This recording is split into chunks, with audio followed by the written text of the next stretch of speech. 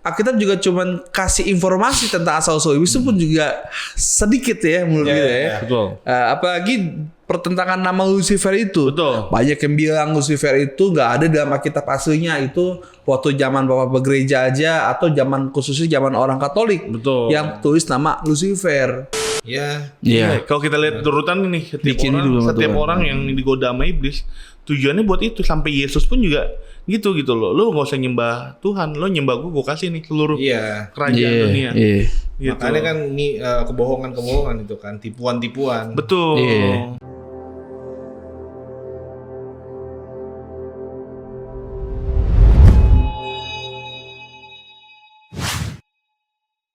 Teolog, teologi berbicara, bicara teologi. Oke, ini lanjut dari part yang sebelumnya nih. Kalau part sebelumnya kita ngomongin malaikat ya. Malaikat, itu yang baik-baik nih. Dan ternyata ada malaikat yang jahat gitu. Dan yang kita kenal itu namanya iblis. Berarti yang kita tahu ternyata iblis itu awalnya itu malaikat. Jadi biar kita nggak salah nih gitu. Banyak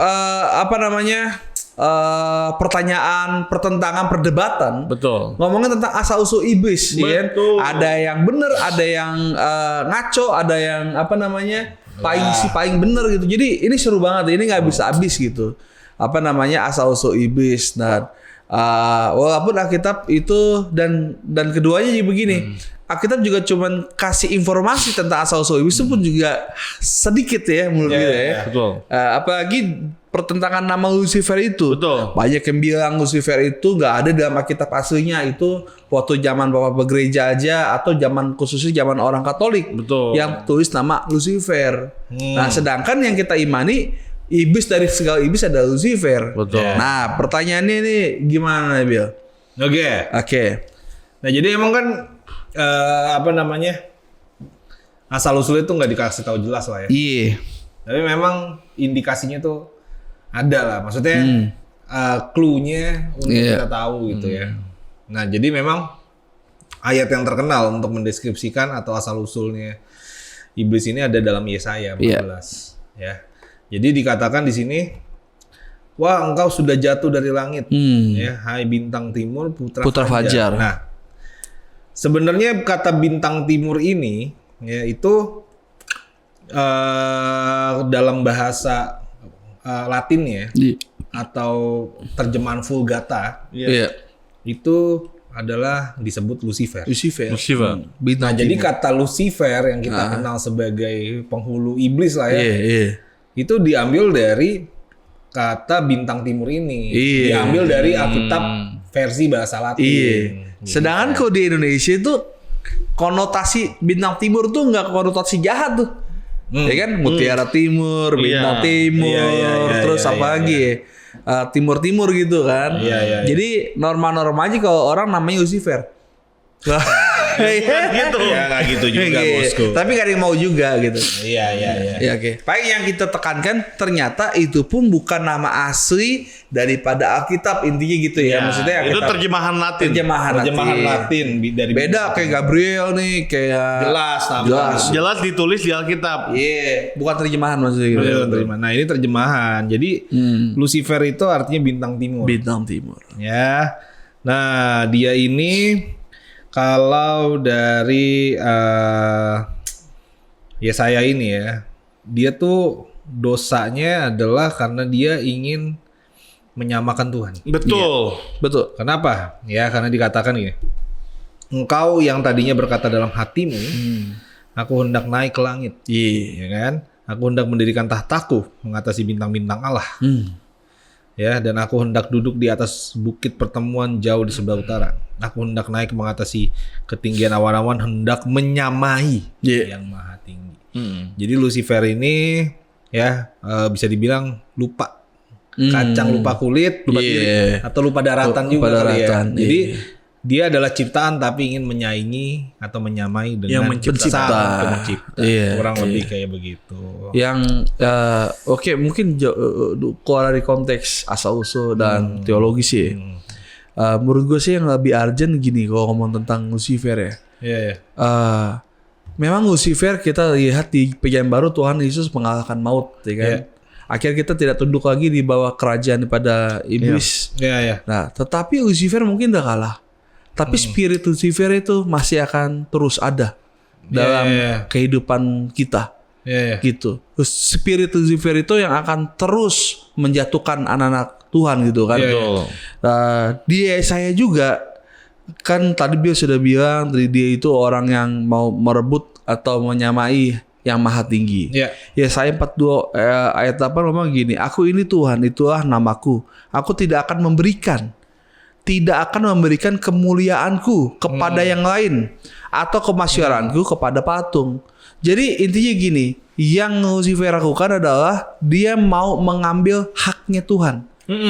Yang haknya nggak bakal diberikan kepada siapapun oleh Tuhan, yaitu menyamai yang maha tinggi. Dia ingin menggapai, dia ingin merebut haknya Tuhan. Nah maksudnya begini, spirit itu gue pikir spirit itu terus menjalar bagi kita. Kalau kita ingat, dosa yang pertama dilakukan manusia Adam dan Hawa, itu kalau menurut gue itu dosa yang berputar tentang dia ingin merebut haknya Tuhan. Kata Iblis bilang kan, kalau makan buah ini, lo akan jadi sama dengan Tuhan. Itu yang pertama. Kedua, kalau kita lihat kitab Injil Sinoptik khususnya tidak pernah menceritakan para murid Yesus tuh berantem, bertengkar, nggak pernah sama Yesus hidup kagak pernah. Sekalinya dia berantem, ngomongin tentang apa? Merebut haknya Tuhan juga, tentang Tuhan siapa yang terbesar di sorga. Jadi menurut gue nih spirit Lucifer ini benar-benar terus ngejalar, dan gue rasa pada hari-hari ini juga makin gila. Ya kan, dimana orang tuh pengen gue mau lebih hebat daripada yang ini, gue mau ingin terus itu. Jadi menurut gue sih spirit Lucifer ini yang kita harus benar-benar wanti-wanti lah waspada kayak gitu. Murid aja dihantam seperti itu kan. Yesus aja di percobaan terakhirnya tuh di klimaksnya tentang hal itu juga, ya kan? Jadi ini sangat urgent banget menurut gue sih gitu. Makanya Alkitab Sada bilang ini, iblis adalah malaikat yang kedudukannya tinggi. Dia tinggi tuh. Yang jatuh karena ambisi yang membuatnya memberontak. Jadi ternyata adalah sebenarnya kayak tadi kok ke minggu lalu kita bahas tentang malaikat itu kan nggak punya hak bebas gitu. Makanya iblis itu adalah dia memberontak dari sistem yang sudah Tuhan buat terhadap dirinya sendiri gitu, sehingga dia mau menjadi yang maha tinggi gitu. Makanya sebenarnya awal daripada dosa adalah sebenarnya gini, Tuhan kan nggak pernah menciptakan dosa. Kalau kita lihat bahwa penciptaan itu nggak pernah Tuhan. Pada hari yang ke-6 Tuhan menciptakan dosa, itu nggak ada. Tapi dosa itu sebenarnya masuk. Tapi Alkitab memberitahu dosa itu masuk. Bukan tercipta, dosa itu masuk ketika manusia itu memiliki ambisi untuk yang namanya menjadi seperti Tuhan, atau hidup di luar kehendaknya Tuhan. Makanya iblis ini adalah dia berbuat dosa ketika ambisi itu muncul, intinya kayak gitu. Nah itu ngejawab bagi orang-orang kalau Tuhan baik yang baru viral kemarin, ke Tuhan baik kenapa Tuhan ciptain neraka? Itu kayak gitu. Ya kan, ke Tuhan baik kenapa kita nanti akan bersekutu sama iblis? Betul. Lah, Tuhan tuh nggak nyiptain neraka cuy kan?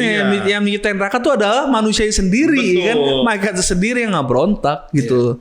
Itu kan udah kasih kehendak bebas lo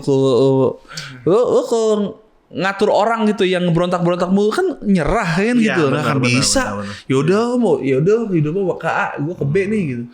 Mungkin ini malaikat neraka itu tercipta ketika iblis memberontak kali ya. Iya. Ya kan? Tuhan kan nggak menciptain neraka. Soalnya kan di hari 7 hari penciptaan nggak ada diciptakan hari keberapa. Iya. Benar ada. Oke, Tuhan menciptakan neraka seperti kayak negara menciptakan penjara bagi orang yang bandel. Kagak ada tuh. Dan ada yang kayak kalau ini bilang kenapa manusia yang katanya dikasih Allah masuk neraka? Ya karena manusia itu ngikutin iblis. Gitu. Sesimpel itu aja gitu. Nah, terus tugasnya iblis apa, Bil? Nah, jadi kalau tugasnya iblis ya pasti nomor 1 dia menjatuhkan manusia lah. Apalagi itu kayaknya, makanya kalau kita lihat dari Kejadian sampai Wahyu kan dia akan selalu berusaha mulai dari Adam dan Hawa menjatuhkan lewat pikiran, lewat kebohongan. Yesus pun juga kan di percobaan juga. Terus Daud. Iya, Daud. Daud tuh yang suruh ngitung. Iya, itu. Ya pokoknya itu tugas utamanya ya itu. Intinya sebanyak-banyaknya orang tuh menjauh dari Tuhan. Iya sih. Lebih kayak gitu. Oh gini, kalau kita lihat ya, iblis itu selalu menggoda manusia itu untuk manusia itu hidup tanpa Tuhan. Iya. Iya. Kalau kita lihat turutan ini, setiap orang yang digoda sama iblis, tujuannya buat itu. Sampai Yesus pun juga gitu loh. Lu nggak usah nyembah Tuhan, lo nyembah gue kasih nih seluruh kerajaan dunia. Iya. Gitu. Makanya kan ini kebohongan itu kan, tipuan-tipuan. Betul. Jadi kelihatannya berkilau, totonya kilauan itu. Kilauan itu. Gitu. Makanya tepat nama iblis kok di kitab PL itu kan namanya Diabolos. Apa tuh Diabolos? Karena berarti dia nggak masuk. Dia bolos, dia absen. Dia bolos dia lagi aja. Dia bolos tuh artinya tuh menuduh. Jadi kerjaan iblis tuh nuduh orang terus tuh. Accuser ya. Iya. Jadi bikin lo tuh jauh sama Tuhan. Betul. Berarti dengan kata lain kayak kalau di kisah Yesus kan ketika iblis itu gagal menggoda Yesus, dia mundur kan? Dia mundur dan dia menunggu waktu yang tepat. Bisa dibilang bahwa kalau misalkan hari ini kita bisa terbebas daripada godaan iblis, besok belum tentu. Ingat 1 Petrus 5. Apa tuh? Ayat 8. Dia itu singa. Predator. Benar. Singa yang apa? Mengaum-ngaum, mencari mangsa untuk betul. bertelan. Dia bukan kelinci yang lucu ya. Singa. Bukan apa ya? Korgi kali. Iya. Si korgi. Iblis bisa cabut nyawa orang nggak? Hah? Iblis. Tergantung sih. Kalau udah ngasih jiwanya ya, atau gimana? Iya. Iblis bisa bikin cabut nyawa orang Kristen, bikin sakit orang Kristen. Sakit iya. Kecuali bisa asal Tuhan yang izinin. Kalau kayak Ayub dan Paulus kan. Iya. Tapi kalau nyabut itu kan kehendak Tuhan. Benar. Iya, balik lagi kehendak Tuhan. Iya. Kalau nyabut nyawa ya. Apalagi kalau orang-orang yang takut sama Tuhan udah pasti itu kehendaknya Tuhan deh. Tapi kalau orang di luar Tuhan, udah pasti. Iya, bisa iblis yang cabut karena memang dia punya kuasa. Iya, karena kan memang ada firmannya yang si Paulus bilang, ya kita serahin aja tubuhnya ke iblis. Supaya tubuhnya mungkin menderita tapi nyawanya diselamatkan. Jadi kayak gitu. Sama halnya kayak yang waktu iblis bukan menggoda, nanya Tuhan yang soal Ayub kan. Makanya dibilang apa kata Tuhan? Ya dia milikku tapi sayangkan nyawanya. Tuhan Allah ngomong kayak gitu dengan kata Allah tahu dia punya kuasa buat nyabut nyawa manusia kan, inti gitu. Iya. Gitu. Inti ya bisa ini. Iya sih. Gitu. Makanya orang percaya jangan takut, walaupun dia bisa cabut nyawa. Kan nggak diizinin sama Tuhan. Iya, jangan takut setan, takut Tuhan tetap ya. Nah itu cakep sudah. Nah terkadang iblis juga kerja nih di kehidupan anak-anak muda zaman sekarang kalau lagi pacaran. Oke, jobless-nya apa ya kira-kira? Kerjaan iblis nih, jobless. Supaya manusia itu bisa jatuh dalam dosa, ya kan? Terus ya misalkan ada kesempatan, ada uang nih gitu kan? Iya. Bisa ambil gitu. Kayak dalam hati tuh kayak ada bisikan ambil ya. Itu biasanya tuh bisikan-bisikan iblis. Bener. Lu SMA Oyo kali ya. Jangan suka berduaan mulu gitu kan, bahaya gitu. That's right, bro. That's right ya. Jadi ini kan hari-hari akhir nih, zaman akhir. Terus kira-kira nih job desk-nya iblis kepastikan over lembur. Kan banyak hamba Tuhan bilang lembur. Kira-kira lemburnya apa aja kira-kira? Ya menarik banyak orang ikutkan neraka, keluar daripada kehendak Tuhan. Ya dia akan bikin inilah sesuatu yang menarik. Betul. Itu loh pasti kebohongan yang dibungkus dengan bungkus yang bagus. Padahal dalamnya bom waktu cuy. Nah misalkan nih, kayak misalkan orang lebih milih datang konser dibanding datang gereja, itu udah ikut godaan iblis loh. Tergantung. Kalau dia datang ke konser kayak teman kita Glenn dan Nada, panitia dia. Iya. Dia panitia. Tapi Glenn Nada kan ibadah dulu. Maksudnya konteksnya dia gimana? Maksudnya dia datang, dia lupain. Iya dia ini ada konser misalnya, gue nggak mau nyebut merek anjir. Ada konser A, terusnya tapi kita dibarengi sama jam ibadah gitu. Tapi lebih milih konser tersebut. Ya kan. Ya kalau ibadah di Kamboja oke ada 7 kali. Kalau gereja cuma 1. Oh maksudnya dia benar-benar merelakan ibadah dibandingin daripada dengan nonton konser. Di mana hatimu berada di situ. Di mana hatimu di situ hatimu berada kan. Jadi ya kalau dia lebih memilih konser daripada Tuhan ya berarti kita ya saya hatinya dia dong. Iya. Ada baiknya kalau emang misalnya wah ini konser gue pertama dia cuma datang tuh berapa puluh tahun sekali misalnya. Ya sebenarnya mungkin lu bisa nggak gereja tapi jangan nggak saat teduh. Bener. Oke. Ngerti sih maksud gua? Kadang kan ada yang gitu, kadang apa sih namanya? Pitbull misalnya datang. Ya siapa kan misalnya Taylor Swift.